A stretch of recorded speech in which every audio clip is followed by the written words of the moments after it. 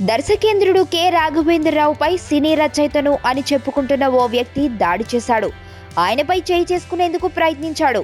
రాఘవేంద్రరావు ఆయన్ను పట్టించుకోకుండా వెళ్లిపోయేసరికి కోపం ఆగక నానా బీభత్సం సృష్టించాడు. ఇంటి ప్రాంగణంలో కనిపించిన కార్లపై రాళ్లతో దాడి చేశాడు. ఇంటిపైన రాళ్లు వేసి హంగామా సృష్టించాడు. శ్రీరామదాసు కథ తనదేనని దాన్ని తాను రాఘవేంద్రరావుకు పంపితే ఆయన దాన్ని సినిమా తీసుకుని తన పేరు మాత్రం వేయలేదని రవీంద్ర అనే వ్యక్తి అభియోగం.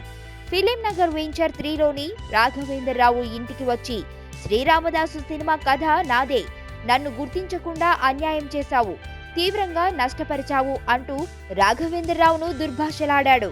గురువారం ఉదయం రవీంద్ర ఫిలిం నగర్లోని రాఘవేంద్రరావు ఇంటికొచ్చాడు.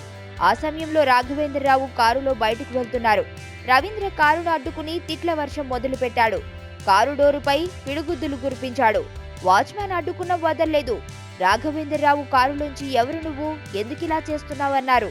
శ్రీరామదాసు సినిమా కథ తనదేనని, ఆ కథ మీకు పంపించానని, అయితే సినిమాలో మాత్రం కథ రచయితగా తన పేరు పెట్టలేదని ప్రశ్నించాడు. ఈ విషయంలో కొద్దిసేపు వాగ్వాదం జరిగింది. రాఘవేంద్రరావు అతనితో వాదన అనవసరం అనుకుని వెళ్లిపోయారు. దాంతో కోపం ఆగని రవీంద్ర రాఘవేంద్రరావు ఇంటిలోకి దూసుకెళ్లాడు. అక్కడున్న ఆడి, బెంజీ, శాంట్రో కార్లను ధ్వంసం చేశాడు. ఇంటి అద్దాలు పగలగొట్టాడు. ఇంతలో రాఘవేంద్రరావు కొడుకు ప్రకాష్ రావు వాచ్మ్యాన్ సాయంతో అతన్ని పట్టుకుని బంధించి పోలీసులకు అప్పగించారు. ఈ రవీంద్ర అనే వ్యక్తిది అనంతపురం జిల్లా నల్లమాడ మండలం ఉద్దులవాడపల్లిగా గుర్తించారు. ఫస్ట్ టైం చూస్తాన్రా ఇలాంటి అమ్మాయిని. మనసుకు మనసు, జాలికి జాలి. ఏజ్కి ఏజ్.